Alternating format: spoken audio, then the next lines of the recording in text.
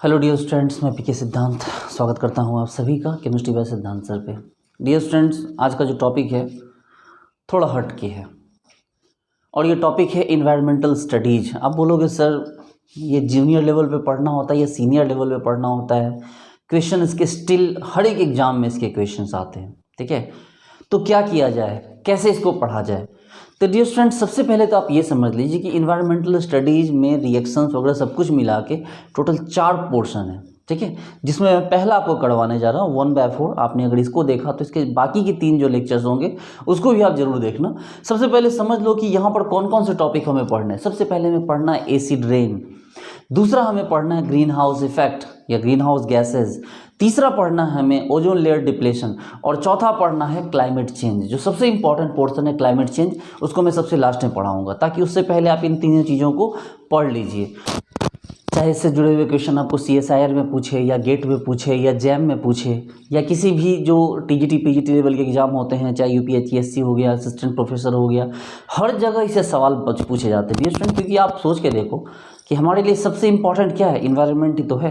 सारे साइंटिस्ट इसी पे तो लगे हुए हैं। इसलिए आपका ये सोचना कि ये टॉपिक इंपॉर्टेंट नहीं है, इसको छोड़ दिया जाए, या आपकी सबसे बड़ी भूल हो सकती है। क्योंकि हो सकता है किसी इंटरव्यू में आपको इस पर पूछ दिया जाए, और पूछा ही जाता है। क्योंकि अल्टीमेटली आपका जितना भी रिसर्च वर्क होगा वो सब इन्वायरमेंट फ्रेंडली ही तो होना चाहिए। तो अगर आपको ये समझ नहीं आई कि एसिड रेन एग्जैक्टली क्या होता है, क्लाइमेट चेंज कैसे होता है, ओजोन लेयर डिप्लेशन क्या होता है, ग्रीन हाउस गैसेस का क्या कॉन्सेप्ट है, और ये वो चीज़ें हैं ना, ये सब बहुत ही रिसेंट आई हुई है, इसलिए इसके बारे में लोगों को बहुत ज़्यादा नॉलेज नहीं होती। तो चलिए हम लोग शुरू करते हैं इस टॉपिक को। सबसे पहला पोर्शन है हमारा एसिड रेन, ठीक है। तो इसको समझते हैं पहले हम लोग कि भाई ये एसिड रेन क्या होता है। देखिए, एसिड रेन बेसिकली जो होता है आपके पास, समझ लीजिए, आप पहले मोटी मोटी बात को समझ लीजिए। देखिए, आपको वाटर वेपराइज होता है, ठीक है। वाटर वेपराइज होता है तो वहाँ पर क्या बनते हैं? ऊपर बादल बनते हैं, क्लाउड। और आपके आसपास जो इंडस्ट्रीज है, जो गाड़ियाँ हैं, उन सब से क्या होता है? गैसेज रिलीज होती है, जनरली NO2 और SO2, ठीक है। CO भी रिलीज होता है, ठीक है। CO रिलीज होता है, NO2 रिलीज होता है और SO2 रिलीज होता है। ये सारी गैसेज क्या होते हैं? रिलीज होती हैं। जब ये गैसेज ऊपर आसमान में जाती है तो वहाँ पर क्या होता है कि सन के प्रेजेंट में, जो सन होता है, सन के प्रेजेंस में क्या होता है कि उन सब का ऑक्सीडेशन होता है। NO2 का ऑक्सीडेशन होगा, SO2 का ऑक्सीडेशन होगा, CO का ऑक्सीडेशन होगा, और इन सब के ऑक्सीडेशन के बाद क्या बन जाते हैं? ये ऑक्सीडाइज कर जाते हैं। और बादलों में क्या होता है? पानी होता है। तो इन सब से जुड़ के ये एसिड बन जाते हैं। क्या बन जाते हैं? ये एसिड बन जाते हैं। और फिर जब ऊपर से ये नीचे बरसते हैं, ठीक है, जब ऊपर से ये नीचे बरसते हैं तो क्या बनता है? तो इसी को कहते हैं हम लोग एसिड रेन। इसी को क्या कहते हैं हम लोग? एसिड रेन कहते हैं। एसिड रेन के कारण पेड़ पौधों की हालत ये हो जाती है, ठीक है। इन चीज़ों को समझना होगा आपको। ये एसिड रेन का चक्र है, ठीक है, जो इसका साइकिल है। चलिए समझेंगे। अब थोड़ा सा हम लोग पहले इसको शुरू करते हैं कि एसिड रेन को शुरू कहाँ से किया जाए, जहाँ से बच्चे नहीं करते, ठीक है। देखिए, hello dear students, chemistry by Siddhant आपके लिए लाया है कोर्स 4 UPHSC एडवर्टीजमेंट नंबर 51। ये बहुत इंपॉर्टेंट कोर्स है जिसमें आपको ऑर्गेनिक, इनऑर्गेनिक, फिजिकल सभी के कंप्लीट वीडियोस दिए जाएंगे, ताकि आप इस टाइप के किसी भी एग्जाम को, चाहे UPHSC हो या इस टाइप के किसी भी असिस्टेंट प्रोफेसर के एग्जाम हो, आप उसे बहुत आसानी से अच्छे रैंक के साथ क्वालिफाई कर सकिए। इसकी फ़ी है 3100 रुपीज़ और इसकी वैलिडिटी है इंटरव्यू तक। जब तक आपका इंटरव्यू नहीं हो जाता तब तक इसकी वैलिडिटी बनी रहेगी। ये बहुत इंपॉर्टेंट कोर्स है, इसे बिल्कुल भी मिस ना करें, ठीक है। आपके लिए गवर्नमेंट जॉब का एक जो गोल्डन अपॉर्चुनिटी आ रही है यूपी में भी फ़िलहाल, तो उसको भी, और उसके साथ और भी जितने भी एग्जाम्स हैं आप उसको क्वालिफाई कर आप गवर्नमेंट जॉब लें। इसके अलावा हमने UP PGT या किसी भी इधर PGT या डिग्री कॉलेज के लिए भी कोर्स लॉन्च किया है। इसकी फ़ी है 2500 रुपीज़ और इसकी वैलिडिटी भी है टिल इंटरव्यू। इसके अलावा जो हमने न्यू ऑर्गेनिक बैच केमिस्ट्री का लिए लॉन्च किया है, इसकी फ़ी है 1000 रुपीज़ ओनली, और ये CSIR, गेट, JRF, जैम किसी भी एग्जाम के लिए है ये। और इसमें आपको डिस्कनेक्शन अप्रोच के थ्रू ऑर्गेनिक केमिस्ट्री के क्वेश्चन करवाए गए हैं, जिससे बड़े से बड़े क्वेश्चन जो 4 से 5 मिनट 10 मिनट में बनने वाले क्वेश्चन है वो आपको 5 to 10 सेकेंड में सॉल्व हो जाते हैं। आपको अगर बिलीव ना हो तो आप डिस्क्रिप्शन बॉक्स में हमारे वीडियोज़ के लिंक पे उसे देख सकते हैं। इसके अलावा आप CSIR क्वालिफाई करना चाहते हैं, गेट क्वालिफाई करना चाहते हैं, तो आप हमारे कोर्स को लॉन्च कीजिए, जैसे हमारा बैच लेंथनम 6 मंथ की वैलिडिटी के साथ। इसकी फ़ी है 3100 रुपीज़ और वैलिडिटी है 6 मंथ। इसके अलावा हमारा कोर्स है बैच एक्टिनम, जिसकी फ़ी है 5100 रुपीज़ और इसकी वैलिडिटी है 12 मंथ, ठीक है। ये भी CSIR नेट गेट के लिए है। और इसके अलावा हमारा बैच रोडियम, जो सबसे इंपॉर्टेंट बैच है, क्योंकि इसकी वैलिडिटी बिल्कुल भी अनलिमिटेड है। इसकी वैलिडिटी लाइफ टाइम है और फ़ी है 9100 रुपीज़। इस बैच को ज्वाइन करके आप अपने कोर्स को हमेशा के लिए कंटिन्यू रख सकते हैं। इसके अलावा ये हमारा स्टडी मटेरियल है जो आपको प्रोवाइड किया जाएगा। किसी भी कोर्स को परचेज करने पर आपको complete study material, assignment, previous year question सब कुछ आपको दिया जाएगा। उसके लिए अलग से कोई फ़ी आपको चार्ज नहीं की जाएगी। इसके अलावा ये है हमारा केमिस्ट्री बाय सिद्धांत एप्लीकेशन। आप इस एप्लीकेशन को मोबाइल से डाउनलोड करें, इसका डिस्क्रिप्शन बॉक्स में लिंक डाला हुआ है। इसके अलावा आप इसे गूगल प्ले स्टोर से केमिस्ट्री बाय सिद्धांत सर्च कर आप इसे डाउनलोड कर सकते हैं। इसे डाउनलोड कीजिए, लॉगिन कर इसके डिस्क्रिप्शन बॉक्स में आप इसके कोर्स को परचेज कर सकते हैं। इसके अलावा डियर स्टूडेंट्स, CSIR से जुड़े हुए किसी भी टाइप के एग्जाम को आप क्वालिफाई करना चाहते हैं तो ज्वाइन कीजिए केमिस्ट्री बाय सिद्धांत और हमारे कोर्सेज को परचेज कीजिए और हम आपके अच्छे रिजल्ट के लिए लगातार प्रयासरत हैं। Thank you so much. एक मिनट,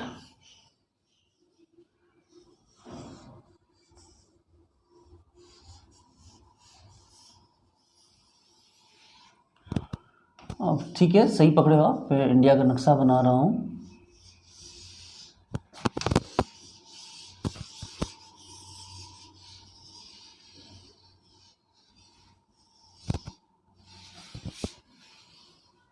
देखिए ये इंडिया का नक्शा है, ठीक है, आप समझ सकते हैं, ठीक है ना। आप नॉर्मल सी बना दिया है मैंने। आपको पता है कि अगर ये इंडिया का नक्शा है तो इस साइड में आपको क्या हो गया, इस साइड में, ये साइड में आपको अरेबियन सी हो गया। इस साइड में ये इंडिया का जो है ये कौन सा पार्ट हो गया, वेस्ट पार्ट हो गया, पश्चिम, ये पश्चिमी भारत हो गया। हालांकि ये इस साइड में आपको इस आपको कौन है, अरेबियन सी है। यहाँ पर आपको जो है बे ऑफ बंगाल है, ठीक है। देखिए आपको थोड़ा समझना पड़ेगा, पहले भारत की स्थिति को समझना पड़ेगा। अगर ये इंडिया है, मतलब अगर ये वर्ल्ड है तो वर्ल्ड में ये जो हो गया ये इक्वेटर हो गया और इक्वेटर के ऊपर वाले पोर्शन में यानी कि जो हमारा उत्तरी गोलार्ध है, ठीक है, नॉर्दर्न, आपको नॉर्दर्न हेमिस्फीयर, यहाँ पर आपको इंडिया प्रेजेंट है। देखिए इस जगह पे आपको जो है इंडिया यहाँ पर प्रेजेंट है। तो जब यहाँ पर इंडिया प्रेजेंट है तो आप समझिए बात हो कि जब ऊपर जो हवाएं बहती है तो ऊपर में हवाओं का जो डायरेक्शन होता है वो ये होता है। देखिए ऊपर जो हवाएं चलती है उसका डायरेक्शन ये होता है, मतलब ऐसे घूमती है हवाएं, ठीक है, इस तरह से घूमती हैं कि आपको वो क्या होती है, आपको राइट टू लेफ्ट हवाएं चलती है। तो इस कारण क्या होता है कि यहाँ पर बे ऑफ बंगाल से जो हमारे पास यहाँ जो हवाएं उठती है, तो बे ऑफ बंगाल से जो हवा उठती है वो हवा जो होती है वही मानसून, एक्चुअली मानसून तो वही होता है। अगर कोई आपसे पूछे कि मानसून क्या है तो मानसून तो यही है ना भाई, कि जब आपको जब बहुत गर्मी हो रही है तो जब बहुत गर्मी हो रही है, सूरज यहाँ पर आपको इक्वेटर के आसपास है तो यहाँ से पानी वेपराइज होगा। अब ये बे ऑफ बंगाल से पानी जो होगा वेपराइज होगा, ध्यान दीजिए, बे ऑफ बंगाल से क्या होगा, पानी क्या आपको वेपराइज होगा और वेपराइज होकर क्या हो जाएगा, इस डायरेक्शन में आगे बढ़ेगा। देखिए इस डायरेक्शन में क्या हुआ, आगे बढ़ा। मैंने क्या बोला, इधर घूम रहा, देखिए हवा इस डायरेक्शन में क्या हो गया, इस डायरेक्शन में ये हवाएं क्या हो गई, इधर बढ़ी। आपको पता है कि यहाँ पर है हिमालय, यहाँ पर कौन है, यहाँ पर आपके पास है हिमालय। अब भाई साहब ये हिमालय हवाओं को उस पर जाने देगा नहीं, ये जो हिमालय है वो हवाओं को उस पर जाने देगा नहीं, तो ये इसी के साथ लगते हुए क्या होता है, आपको ये आगे की तरफ बढ़ने लगता है। आपको पता है यहाँ पर है वेस्ट बंगाल, यहाँ पर कौन है भाई, तो यहाँ पर आपको क्या है, यहाँ पर आपको वेस्ट बंगाल के बगल में यहाँ बिहार है, बिहार के बगल में आपको यूपी है, ऊपर उत्तराखंड है। तो इस तरह के एरियाज होते हैं, ठीक है। तो अब यहाँ पर क्या होगी, इस तरह से क्या होती है, बारिश होती है, मानसून, ठीक है। ये यहाँ पर क्या हो गया, यहाँ पर ये मानसून की बारिश हुई। फिर जब मानसून आगे बढ़ता है फिर समय के साथ मानसून की हवा को क्या होता है, वापस भी लौटना होता है। तो जब मानसून की हवा वापस लौटती है तो पानी तो चूंकि खाली हो चुका होता है, इसलिए जो वापस लौटते हैं में क्या होता है, उड़ीसा वाले एरिया में चक्रवात आ जाते हैं, ठीक है। जब हवा वापस लौटती है उसमें पानी नहीं है तो वो बहुत तेज़ी से दौड़ती है, तो उस चक्कर में क्या होता है, चक्रवात वगैरह आते हैं। अरेबियन सी से जो हवाएं निकलती है वो अरेबियन सी से हवाएं निकलती है, यहाँ देखिए, यहाँ पर राजस्थान के पास यहाँ पर अरावली पर्वत है। इस एक पर्वत ने राजस्थान की किस्मत खराब कर दी। अगर ये नहीं होता तो राजस्थान में भी बारिश होती, लेकिन अरेबियन सी के कारण जो हवाएं उठती है वो इस अरावली पर्वत को सीधे क्रॉस करके निकल जाती है। यही अगर अरावली पर्वत इस दिशा में ना होकर अरावली पर्वत अगर ऐसे होता, सोच के देखिए, अगर अरावली पर्वत ऐसे ना हो, कि अरावली पर्वत अगर ऐसे होता तो ये हवाएं, अरबियन सी वाली हवाएं जाकर टकराती और राजस्थान में भी खूब बारिश होती, लेकिन ऐसा नहीं होता है।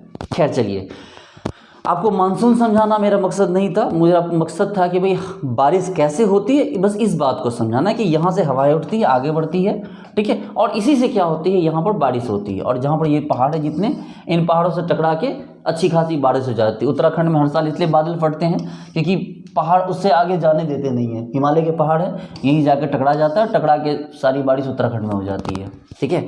अब आप पूछोगे सर फिर तो यहाँ पर जो है ये मासीन राम चेरापूंजी, यहाँ सबसे ज़्यादा बारिश क्यों होती है? तो यहाँ जो हवाएं चलती है, देखिए ये देखिए, यहाँ जो हवाएं चलती है ये हवाएं सीधे जाती है यहाँ पर, और यहाँ पर जो है इस जगह पर एक सेकेंड, इस जगह पे 3 पहाड़ियाँ हैं, गारो, खासी और जयंतिया, इस जगह पे 3 पहाड़ियाँ गारो, खासी, जयंतिया। तो जो ये हवा यहाँ सीधे जाती है ना, वो उससे टकरा जाती है और उससे टकरा के वहाँ पर खूब बारिश करवाती है। खैर, तो आपको ये समझाना मेरा मकसद नहीं था मानसून क्या होता है, मुझे आपको एसिड रेन समझाना है। देखिए, एसिड रेन को समझने के लिए आपको ये समझना होगा कि जब हमारे जो हमने फैक्ट्रीज, इंडस्ट्रीज, इन सब से जो हमारे ये निकले गैसेस निकले, मान लीजिए हमारे फैक्ट्रीज, इंडस्ट्री से क्या निकला, CO निकला, मान लीजिए SO2 निकला, मान लीजिए NO2 निकला। ये हल्की गैसेज हैं और ये बहुत ऊपर चली जाती है। SO2 उतना हल्का नहीं है, बाकी NO2, CO जो है ये बहुत हल्की गैसेज हैं और ये काफ़ी ऊपर चली जाती है। जब ये गैसेज काफ़ी ऊपर चली जाती हैं तो ऊपर जाने के बाद क्या, ऊपर में 2 चीज़ें, एक तो सन है और दूसरा क्या होता है, क्लाउड बन रहा है पानी का। ये क्या करती, ये जो गैसेज हैं ये ऊपर चली गई और ऊपर जाने के बाद सनलाइट में इन गैसेज का ऑक्सीडेशन हो गया। ठीक है, ये ऑक्सीडेशन हो गया। देखिए, CO का ऑक्सीडेशन स्टेट +2 है, SO2 का +4 है, NO2 का +4 है।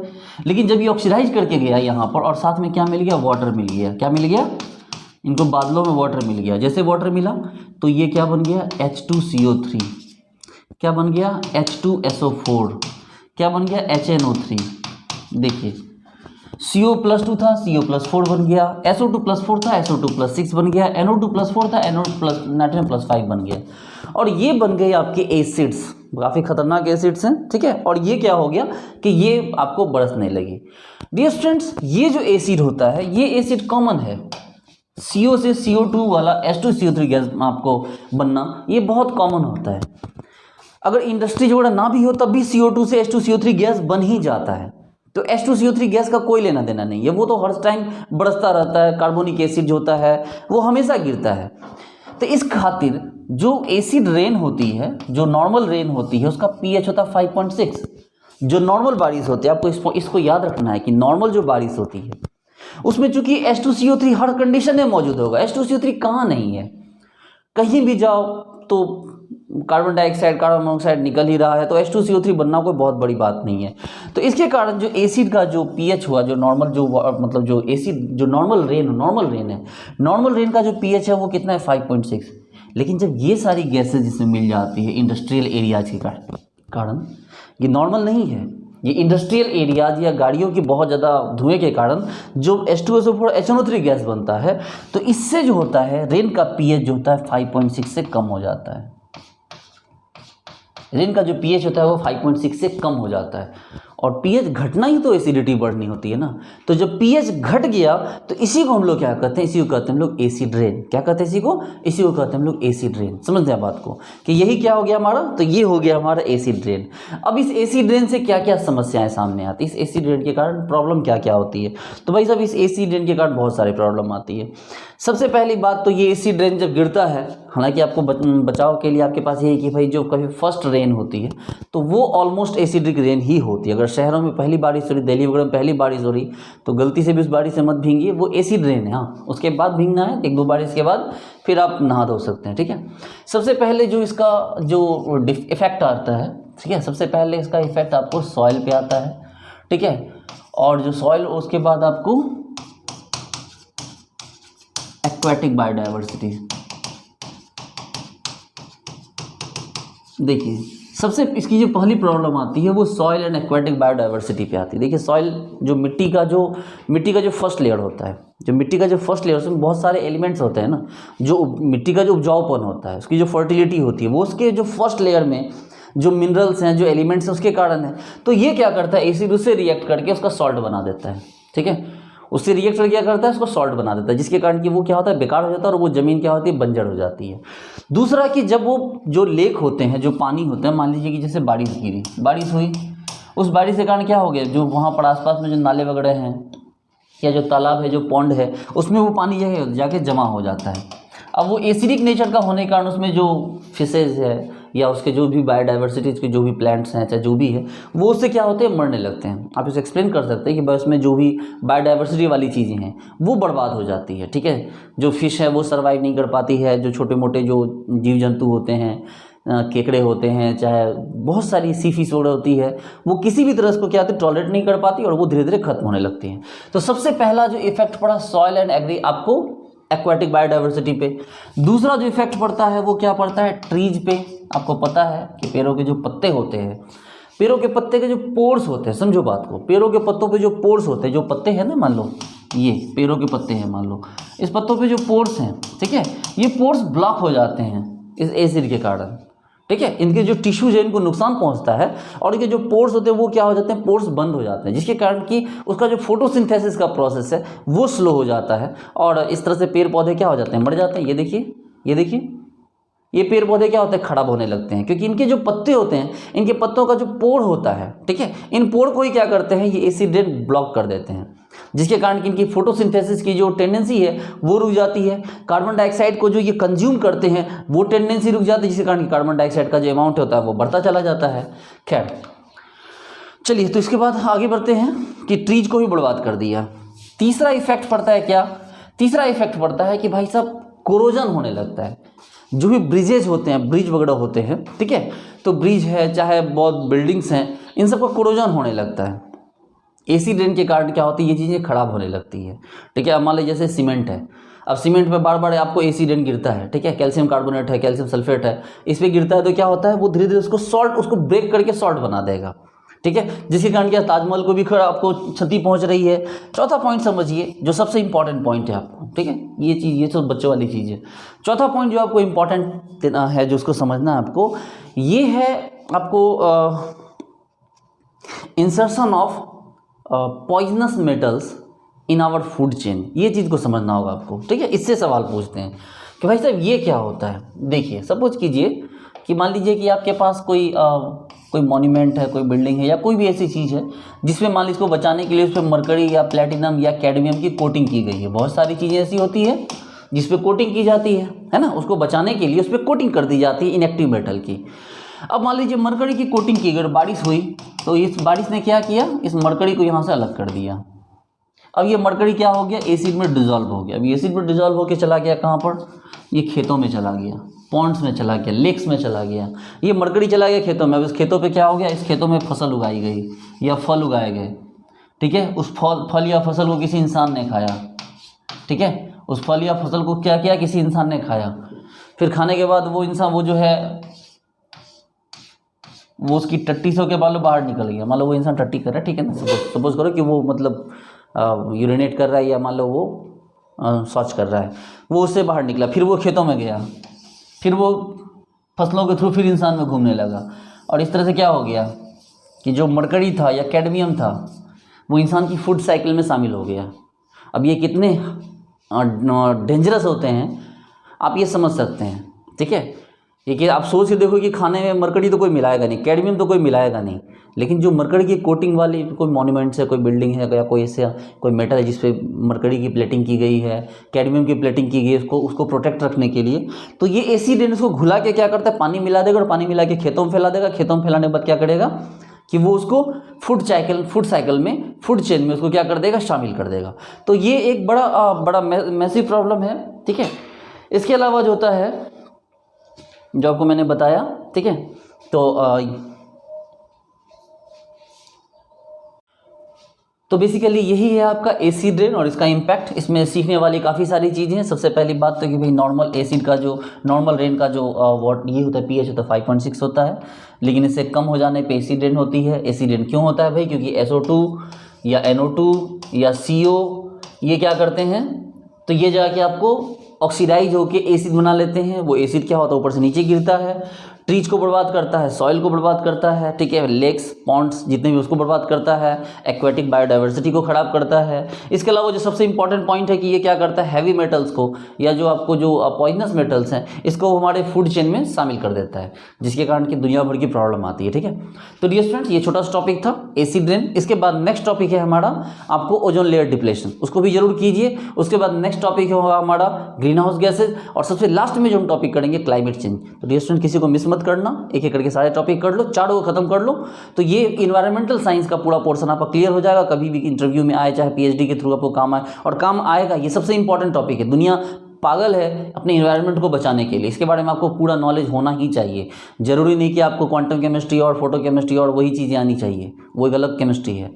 लेकिन ये वो केमिस्ट्री है जो आपको रिसर्च में वर्क करेगा, जहाँ रिसर्च करिएगा, चाहे कहीं भी आप कुछ बताते हैं बच्चों को या किसी एग्जाम में, यही सबसे पूछा जाता है, क्योंकि साइंस का डिमांड ही है कि एनवायरनमेंट को सेफ किया जाए।